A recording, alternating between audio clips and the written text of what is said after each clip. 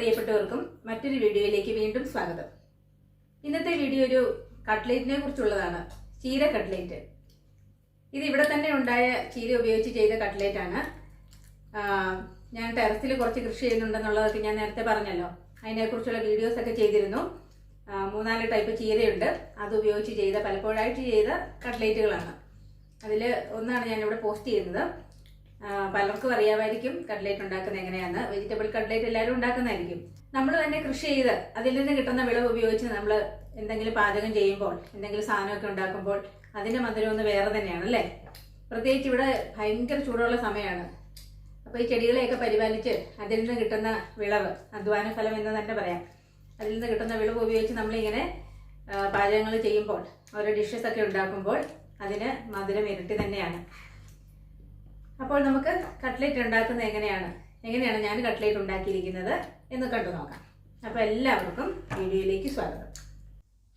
പലതരം ചീരകൾ കൊണ്ടാണ് ഞാനിന്നിവിടെ കട്ട്ലേറ്റ് ഉണ്ടാക്കിയിരിക്കുന്നത് കേട്ടോ. കൊച്ചു കുട്ടികളെയൊക്കെ സംബന്ധിച്ച് അവർക്ക് ചീരയൊക്കെ കഴിക്കാൻ ഭയങ്കര മടിയാണ്. പ്രത്യേകിച്ചും കറികളൊക്കെ ആയിട്ട് നമ്മൾ ചോറിൻ്റെ കൂടെയൊക്കെ കൊടുക്കുമ്പം കുറച്ചെങ്കിലും അവർ മാറ്റി വയ്ക്കാറുണ്ട്. അപ്പോൾ അങ്ങനെയുള്ളവരെ കഴിപ്പിക്കാൻ പറ്റിയ ഒരു മാർഗ്ഗമാണ് ഇതുപോലെ കട്ട്ലേറ്റ് രൂപത്തിൽ ചീര കൊടുക്കുക എന്നുള്ളത്.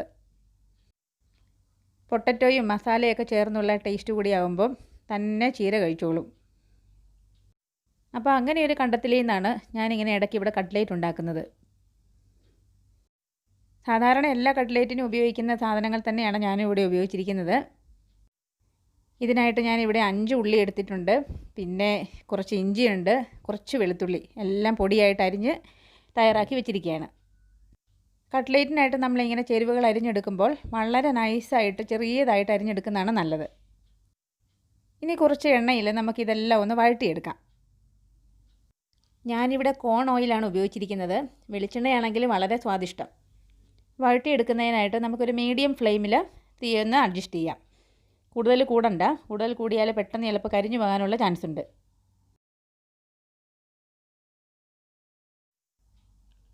കുറച്ച് വഴന്ന് വരുമ്പോൾ നമുക്ക് ചീരയും കൂടെ ഇതിലേക്ക് ചേർത്ത് കൊടുക്കാം. ഈ കട്ട്ലേറ്റിൽ ഞാൻ മറ്റു ചേരുവകളൊന്നും ചേർത്തിട്ടില്ല, ചീര മാത്രമേ ഉപയോഗിച്ചിട്ടുള്ളൂ.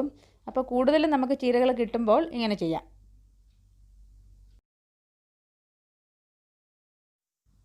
ചീരയും നമുക്ക് ഉള്ളിയൊക്കെ ആക്കിയതുപോലെ തന്നെ മീഡിയം ഫ്ലെയിമിലിട്ടിട്ട് കരിഞ്ഞു പോകാത്ത തരത്തിലൊന്ന് വഴറ്റിയെടുക്കാം. ഇടയ്ക്ക് അടിയിൽ പിടിക്കുമെന്ന് തോന്നുകയാണെങ്കിൽ കുറച്ചും കൂടി നമുക്ക് ഓയിൽ ചേർത്ത് കൊടുത്ത് ഒന്നുകൂടി ഒന്ന് വഴറ്റിയെടുക്കാം.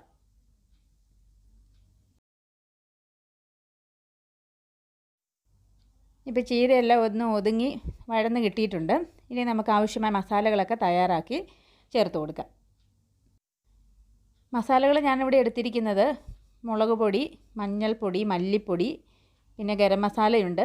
അഡീഷണലായിട്ട് കറുവാപ്പട്ട, പെരുംജീരകം, പിന്നെ ഏലക്കാപ്പൊടി, അങ്ങനെയുള്ളതൊക്കെ ചേർത്തിട്ടുണ്ട്. ചീര നമ്മൾ എടുക്കുന്ന ക്വാണ്ടിറ്റി അനുസരിച്ച് മസാലകളും ചേർത്താൽ മതി. ഇവിടെ ഇപ്പം ഞാനിപ്പോൾ 2 കെട്ടോളമാണ് ചീര എടുത്തിരിക്കുന്നത്. പിന്നെ ഓരോരുത്തരുടെ ഇഷ്ടമനുസരിച്ച് വേണം എരിവൊക്കെ ചേർത്ത് കൊടുക്കാൻ. ഞങ്ങൾക്കിവിടെ സാധാരണ എരിവ് കുറവ് മതി, അതുകൊണ്ട് ഞാൻ മുളക് പൊടിയൊക്കെ കുറച്ച് എടുത്തിട്ടുള്ളൂ. മുളക് പൊടി, ചില്ലി പൗഡർ ഞാൻ എടുത്തിരിക്കുന്നത് 3/4 ടീസ്പൂണാണ്.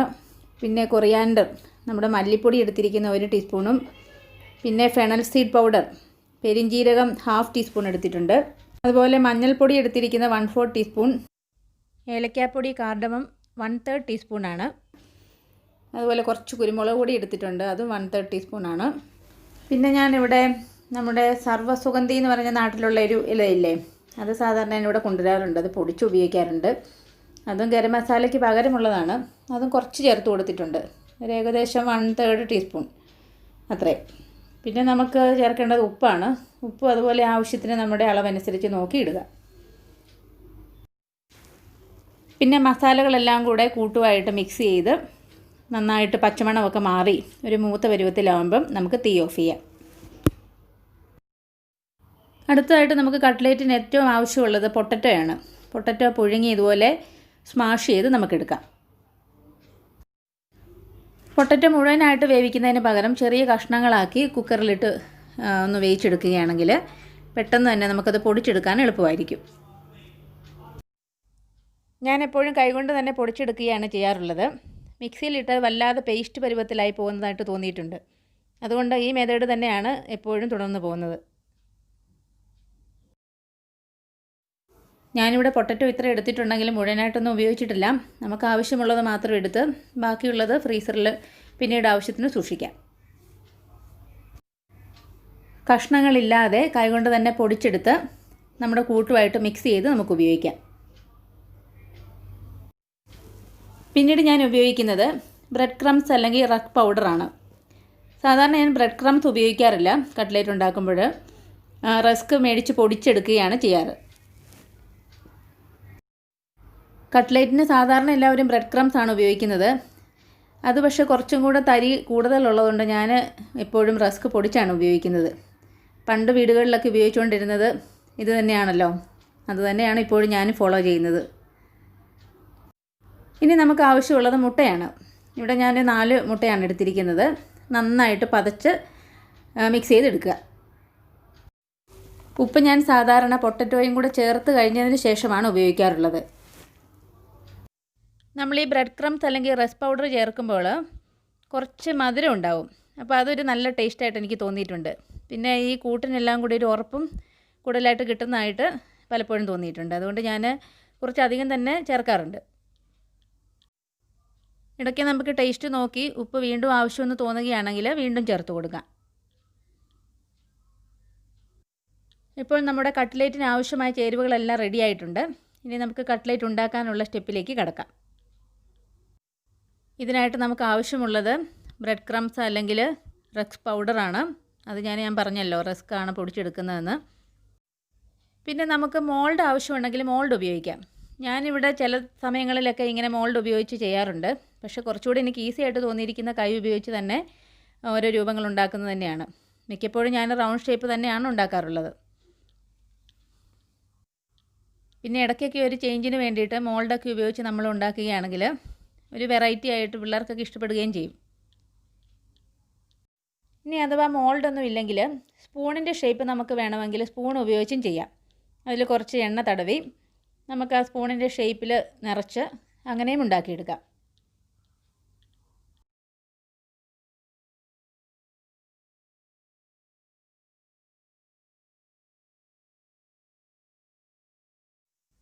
പിന്നെ സ്പൂണിൽ നിന്ന് എടുത്ത് നമുക്കൊന്നും കൂടെ ഷേപ്പ് ചെയ്ത് മാറ്റി വയ്ക്കാം.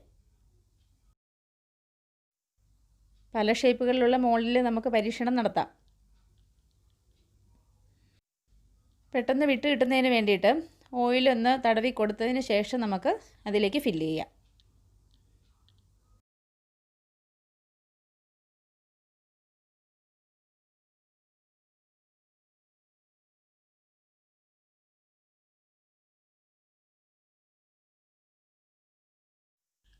പിന്നീട് നമ്മൾ തയ്യാറാക്കി വെച്ചിരിക്കുന്ന കട്ട്ലേറ്റിൻ്റെ ആവശ്യമായ കൂട്ടുകൾ ഓരോന്നായി മുട്ടയിലേക്ക് മുക്കി എല്ലാ സൈഡും മുങ്ങത്തക്ക രീതിയിൽ വേണം നമുക്ക് മുക്കിയെടുക്കാൻ. പിന്നീട് ബ്രെഡ് ക്രംസിലേക്ക് മാറ്റാം. എല്ലാ സൈഡും ബ്രെഡ് ക്രംസ് നന്നായിട്ട് തന്നെ പിടിക്കുന്ന പോലെ വേണം മുക്കിയെടുക്കാൻ. അതിനുശേഷം ചൂടായ എണ്ണയിലേക്ക് മാറ്റി നമുക്ക് പൊരിച്ചെടുക്കാം. കട്ട്ലേറ്റ് ഉണ്ടാക്കുമ്പോൾ നന്നായിട്ട് എണ്ണ മുങ്ങിക്കിടക്കുന്ന രീതിയിൽ ഡീപ് ഫ്രൈ ചെയ്യുന്നതാണ് നല്ലത്. പക്ഷേ ഇവിടെ നോൺ സ്റ്റിക്ക് പാൻ ആയതുകൊണ്ടും എണ്ണ കൂടുതൽ നഷ്ടപ്പെടുത്തണ്ടല്ലോ എന്നൊരു ഉദ്ദേശത്തോടു കൂടി ഞാൻ കട്ട്ലേറ്റുകൾ ഒരു ഹാഫായിട്ട് മുങ്ങിക്കിടക്കുന്ന രീതിയിലുള്ള അത്രമേ ഓയിൽ എടുത്തിട്ടുള്ളൂ. ഇവിടെ ഞാൻ വലിയ ഷേപ്പുകളൊന്നും കൊടുത്തിട്ടില്ല. ഇതാണ് എനിക്ക് കുറച്ചുകൂടെ എളുപ്പമായിട്ട് തോന്നിയിരിക്കുന്നത്. ആദ്യമേ ഉരുളകളാക്കി പിന്നീട് റൗണ്ട് ഷേപ്പിലേക്ക് മാറ്റി ആ രീതിയാണ് ഇവിടെ ഉപയോഗിച്ചിരിക്കുന്നത്. ഇങ്ങനെ ഷേപ്പ് ചെയ്യുമ്പം എല്ലാ വശങ്ങളും ഒരേ തിക്നെസ് കൊടുക്കാൻ ശ്രദ്ധിക്കണം. അല്ലെങ്കിൽ പല രീതിയിലുള്ള പല സൈഡുകളിലും പല വേവായിരിക്കും ഉണ്ടാകുന്നത്. തിന്നായിട്ട് നമ്മൾ ഉണ്ടാക്കിയ സൈഡ് പെട്ടെന്ന് കരിഞ്ഞു പോകാൻ സാധ്യതയുണ്ട്. എണ്ണയുടെ ചൂടും എപ്പോഴും നമ്മൾ ശ്രദ്ധിക്കേണ്ട ഒരു കാര്യമാണ്.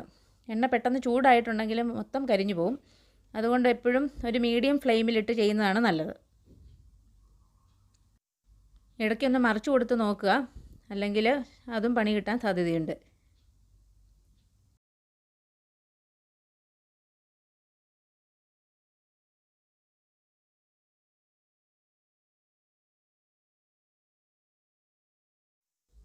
അങ്ങനെ നമ്മുടെ കട്ട്ലേറ്റുകൾ ഇങ്ങനെ റെഡി ആയിക്കൊണ്ടിരിക്കുകയാണ്. നമുക്ക് പെട്ടെന്ന് ഉണ്ടാക്കി തീർക്കാൻ അടുത്തൊരാളും കൂടി ഉണ്ടെങ്കിൽ എളുപ്പമായിരിക്കും. ഒരാൾ ഉരുട്ടി ഷേപ്പൊക്കെ കൊടുക്കുക, മറ്റേ ആൾ ഇങ്ങനെ വറുത്തെടുക്കുക, ഫ്രൈ ചെയ്തെടുക്കുക. അതും എളുപ്പമുള്ള മാർഗ്ഗമാണ്. ഇവിടെ ഞാൻ മക്കളെയും കൂട്ടാറുണ്ട് കേട്ടോ. ഒരാൾ ഉരുട്ടി ഷേപ്പൊക്കെ ചെയ്യും, മറ്റേ ആൾ ഇതൊക്കെ ഫ്രൈ ചെയ്തെടുക്കും. എപ്പോഴുമില്ല, വല്ലപ്പോഴൊക്കെ. അതുപോലെ നമ്മൾ മറിച്ചിടുമ്പോഴൊക്കെ ശ്രദ്ധയോടുകൂടി വേണം മറിച്ചിടാൻ. ആദ്യത്തെ പ്രാവശ്യം നമ്മൾ മറിച്ചിടുമ്പോൾ ശ്രദ്ധിച്ചില്ലെങ്കിൽ പൊട്ടിപ്പോകാനൊക്കെ ചാൻസ് ഉണ്ട്. അതുപോലെ പൊട്ടറ്റോ ചേർക്കുമ്പോഴും കൂടുതൽ പൊട്ടറ്റോ ചേർക്കാതിരിക്കാൻ ശ്രദ്ധിക്കുക. നമുക്ക് കൈകൊണ്ട് ഉരുട്ടാൻ പാകത്തിനുള്ളത് മാത്രം ചേർത്താൽ മതിയാവും. പിന്നീട് ബ്രെഡ് ക്രംസ് കൂടി ചേർക്കുകയാണെങ്കിൽ ഒരു ഉറപ്പ് കിട്ടും. ബ്രെഡ് ക്രംസ് എല്ലാവരും ചേർക്കാറുണ്ടോ എന്ന് എനിക്കറിയില്ല. ഞാനിവിടെ എനിക്ക് എളുപ്പമായിട്ട് തോന്നിയത് കൊണ്ട് ചേർക്കുന്നതാണ്. അതില്ലാതെയും ഉണ്ടാക്കാം. ബ്രെഡ് ക്രംസ് കൂടി ചേർക്കുമ്പോൾ കുറച്ചുകൂടി ടേസ്റ്റി ആയിട്ട് തോന്നിയിട്ടുണ്ട്.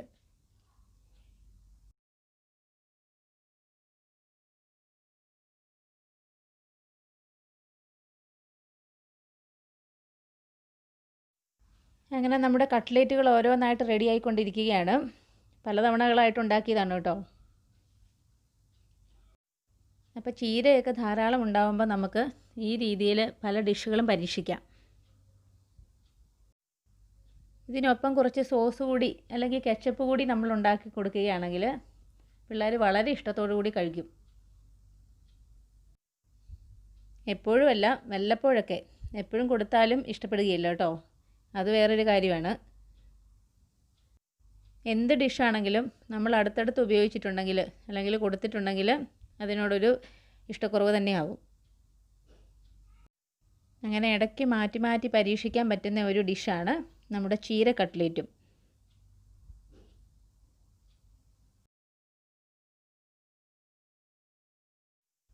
അങ്ങനെ നമ്മുടെ ഹെൽത്തി കട്ട്ലേറ്റ് സോസിനൊപ്പം റെഡിയായിരിക്കുകയാണ്. ഈ സോസും ഇവിടെ തന്നെ ഞാൻ ഉണ്ടാക്കിയതാണ്, ഹോം മെയ്ഡാണ്. മഞ്ഞ കളറിലുള്ളത് മഞ്ഞ തക്കാളിയും കൊണ്ട് ഉണ്ടാക്കിയതാണ്. ഇതിൻ്റെയൊക്കെ റെസിപ്പീസ് ഞാൻ സമയം പോലെ ഇടാം. സോസ് ഞാൻ മേടിക്കാറൊന്നുമില്ല, ഇവിടെ തന്നെ എല്ലാം ഉണ്ടാക്കിയെടുക്കുകയാണ് ചെയ്യാറുള്ളത്. അപ്പോൾ ഇന്നത്തെ ഈ വീഡിയോ എല്ലാവർക്കും ഇഷ്ടപ്പെട്ടു. എല്ലാവരും ട്രൈ ചെയ്ത് നോക്കുമെന്ന് ഞാൻ പ്രതീക്ഷിക്കുന്നു. ഇഷ്ടമായെങ്കിൽ മറ്റുള്ളവർക്ക് വേണ്ടി കൂടി ഷെയർ ചെയ്യുക, ലൈക്ക് ചെയ്യുക. എന്തെങ്കിലും സംശയങ്ങളുണ്ടെങ്കിൽ കമൻറ്റ് ചെയ്യാം. അപ്പോൾ ആദ്യമായാണ് എൻ്റെ ചാനൽ ആരെങ്കിലും ഒക്കെ കാണുന്നതെങ്കിൽ ഒന്ന് സബ്സ്ക്രൈബ് ചെയ്യാൻ മടിക്കണ്ട. കൂടാതെ ബെല്ലൈക്കണും കൂടി ഒന്ന് എനേബിൾ ചെയ്തേക്കുക. അപ്പോൾ മറ്റൊരു വിഷയവുമായി മറ്റൊരു വീഡിയോയിൽ നമുക്ക് വീണ്ടും കാണാം. അതുവരെ എല്ലാവർക്കും നന്ദി, നമസ്കാരം, ടേക്ക് കെയർ.